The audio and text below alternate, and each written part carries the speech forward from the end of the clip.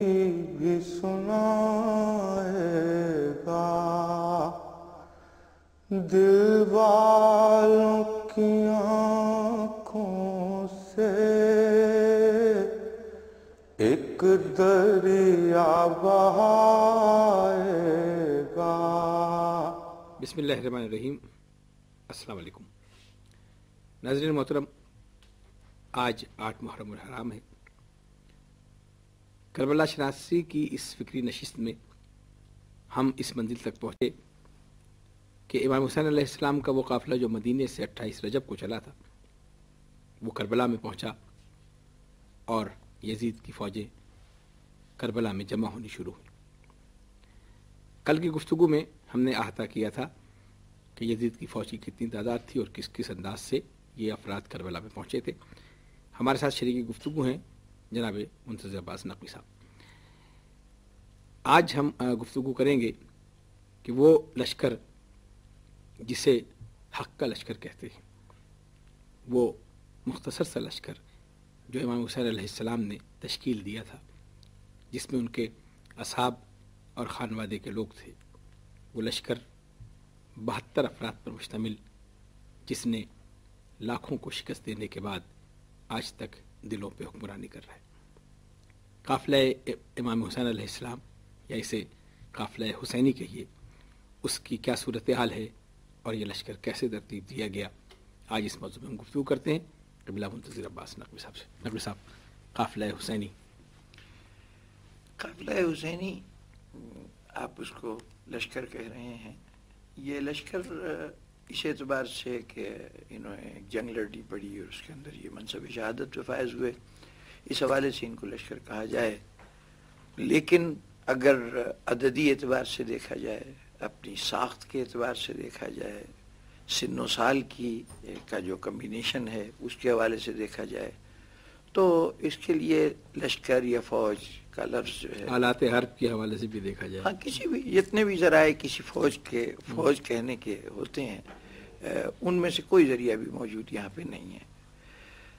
لیکن امام حسین علیہ السلام نے اس لشکر کو جس انداز سے یا اس جماعت کو جس انداز سے دنیا کے سامنے پیش کیا، چونکہ اس کا تصادم ایک بہت بڑی فوج سے ہوا، اس لیے اور اس تصادم میں انہوں نے کہیں اپنے آپ کو اس حیثیت سے نہیں پیش کیا کہ جہاں محسوس ہو کہ کچھ مجبور گھرے ہوئے لوگ ہیں جو ظلم و تشدد کا نشانہ بن گئے، نہیں تھے مظلوم، لیکن ان کا طریقہ حرب پوری طرح سے واضح کر رہا تھا کہ یہ ایک ایسے جرأت مند افراد کی جماعت ہے جو ہر مصیبت اور ہر مشکل کا مقابلہ کرنے کی صلاحیت رکھتی ہے۔ اس لشکر کی تشکیل بڑی عجیب ہے۔ مدینے سے جب یہ قافلہ روانہ ہوا تھا تو اس میں صرف بنی ہاشم کے گھر کے افراد تھے، یا جو گھر کے خادم یا ملازم ہو سکتے ہیں، خواتین تھیں، انہی کے بچے تھے۔ مکے سے چلے تو شاید 2-4 افراد کا اضافہ، مشکل سے 1-2 افراد کا اضافہ اور ہو گیا ہو، جن میں کچھ تو وہ کوفے والے ہیں کہ جو امام کے پاس بطور قاصد کے آئے تھے، خاص طور پر آخری قاصد جو آئے تھے ان کو امام نے روک لیا تھا، وہ ساتھ روانہ ہوئے۔ ایک آدھ حضرات مکے سے روانہ ہوئے۔ درمیان میں یہ قافلہ جس جس علاقے سے گزرتا جا رہا ہے، وہاں چونکہ بدو قبائل کے اپنے اپنے الگ الگ بھی نام تھے، اور ان میں جہنی قبیلہ، یہ یوں سمجھیے کہ وہ جو خانہ بدوش تھے وہ جہنی کہلاتے تھے، ان کے بہت سے لوگ یہ سوچ کر کہ نواس رسول میدان جنگ میں جا رہے ہیں، یا یہ کہ کوفے کی طرف جا رہے ہیں تو شاید کوفے میں ان کو سلطنت ملے گی یا اختیار ملے گا، تو ہم بھی اس میں حصے دار ہو جائیں گے۔ وہ شامل ہونے کی کوشش کرتے تھے، اور امام علیہ السلام ان سے یہی کہتے تھے کہ تم ذہن سے اس بات کو نکال دو کہ میں جان دینے کے لیے جا رہا ہوں، اور میں جب جان دینے کے لیے جا رہا ہوں تو یہ تصور نہ کرنا کہ تمہیں اقتدار میں حصہ ملے گا یا کوئی انعام اکرام حاصل ہوگا، مادی انعام اکرام کے کوئی امکان نہیں ہے۔ چنانچہ لوگ شامل ہوتے تھے، الگ ہو جاتے تھے۔ ایسا لگتا ہے کہ امام خود پوری کوشش یہ کر رہے ہیں کہ ان کے ساتھ کوئی ایسا فرد نہ آئے جو کسی بھی انتہائی امتحان کے مرحلے پر ذرا سے بھی کمزوری دکھائے۔ امام حسین السلام اس جنگ کو جو کربلا میں منعقد ہونے والی ہے، اس کو خالصتاً حق کی جنگ خالص باطل کے ساتھ جو جنگ ہوئی ہے وہ قرار دینا چاہتے ہیں۔ خالص حق کی جنگ کا مطلب یہ ہے کہ اس کے اندر کوئی تعداد اہمیت نہ رکھے، اسلحہ اہمیت نہ رکھے، بلکہ صرف افراد کا کردار اہمیت رکھے۔ اور اس حوالے سے امام نے جن کرداروں کو جمع کیا ہے وہ انتہائی غیر معمولی کردار ہیں۔ عددی اعتبار سے اکثر یہ لفظ کہا جاتا ہے کہ امام حسین السلام کی لشکر کی جماعت یا وہ جو فوج تھی یا جو قافلہ تھا وہ 72 افراد پہ مشتمل تھا۔ اس 72 افراد کی کیفیت یہ ہے کہ، اور یہ کہ عدد کہاں سے آیا؟ یہ عدد یہاں سے آیا کہ جب امام حسین السلام نے روز عاشور میدان کربلا میں اپنی فوج کو باقاعدہ فوج کی شکل میں آراستہ کیا کہ میمنہ یعنی اس کا رائٹ ونگ بنایا، لیفٹ ونگ بنایا، قلب لشکر مقرر کیا، عقب لشکر، جو فوج کی ترتیب ہوتی تھی اس اعتبار سے ترتیب دینے کے بعد یعنی ایسا لگتا تھا جیسے پورا لشکر ہے جسے میدان میں خیموں کے گرد خندق کھود کے، اور وہ حفاظتی انتظامات تو اپنی جگہ تھے۔ تھوڑی سی وضاحت یہاں فرمائیں۔ میں یہاں ایک جملہ نامکمل رہ جائے گا تو بات ادھوری رہ جائے گی۔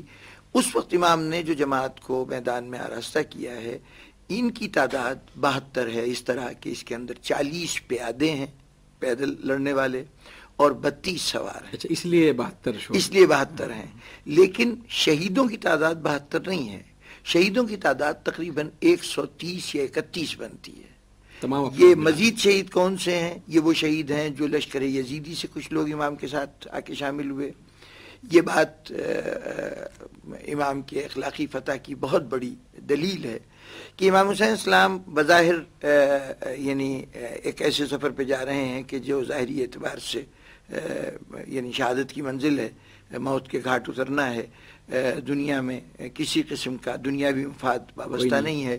اور صرف یہی نہیں ہے، یزید کی فوج سے اگر ایک آدمی بھی امام حسین کی طرف آتا ہے تو اس کا تنہا آنا ہی اہمیت نہیں رکھتا، بلکہ سب سے اہم بات یہ ہے کہ یہ آدمی یزید کی پوری فوج جو کربلا میں ہے وہ کوفے سے آئی ہے۔ ظاہر ہے کہ جو آدمی امام کے لشکر میں شامل ہوتا ہے تو اس کے اہل و عیال ابھی کوفے میں مقیم ہیں۔ یہ معلوم ہے کہ ابن زیاد اس شخص کے اہل و عیال کو بھی زندہ سلامت نہیں چھوڑے گا جو امام حسین السلام کا ساتھ دے گا۔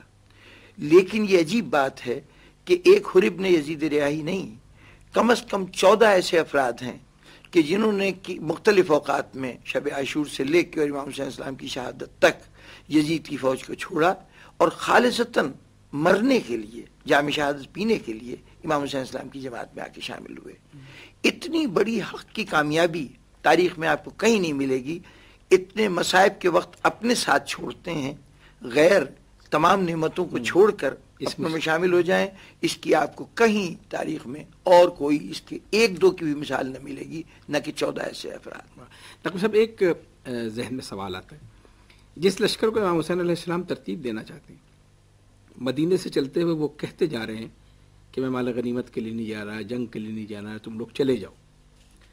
اسی مقام پر امام حسین علیہ السلام کوفے میں حبیب نے مظاہر کو خط لکھ کے بلاتے ہیں۔ یہ جو عمل ہے تو کیا امام حسین علیہ السلام کی نگاہ انتخاب جو ہے وہ ان افراد کو چن رہی ہے اس لشکر کے لیے؟ جی ہاں، بلا شک و شبہ، کیونکہ ہمیں یہ کیفیت کئی مقامات پہ نظر آئی کہ امام نے ہر موقع پر یہ کہا کہ تم لوگ چلے جاؤ، لیکن یہ چلے جانے کا مطلب یہ نہیں تھا کہ تم یہاں سے امام حسین السلام ان کو شہادت کے اس عظیم مرحلے سے دور کرنا چاہتے تھے۔ وہ چاہتے تھے کہ شہادت جس سطح پہ پیش کی جائے اس مقام پر کوئی ناقص فرد ان کے ساتھ شامل نہ ہونے پائے۔ چنانچہ یہ اہتمام رہا مستقل کہ عوام الناس کو تو امام کہتے رہے کہ چلے جاؤ، اور کچھ ایسی شخصیتیں تھیں جن کو امام دعوت دے کے بلاتے رہے۔ ایک ذرا وہ کیفیت دیکھیے کہ امام کے پاس آنے والے لوگ کیسے ہیں۔ مثلا ابھی ابن مظاہر کو بلایا، یہ ان کا امام تک آنا یہ بذات خود ایک ایسا غیر معمولی واقعہ تھا۔ یہ تنہا نہیں، ان کے علاوہ بھی کچھ ایسے افراد تھے کہ کوفے میں جگہ جگہ پہرے بیٹھے ہوئے ہیں۔ کوئی آدمی آزادانہ نقل و حرکت شہر کے اندر نہیں کر سکتا، یا تو وہ یزید کے لشکر کا فرد بنے اور ورنہ مرنے کے لیے تیار ہو جائے۔ ایسے موقع پر کسی آدمی کا روانہ ہونا اور کربلا میں امام کے پاس پہنچنا، جگہ جگہ مختلف مقامات پر چوکیاں بنی ہوئی ہیں کہ کہیں سے امام کو امداد نہ ملنے پائے۔ یہ چوکیاں جہاں بیرونی امداد کو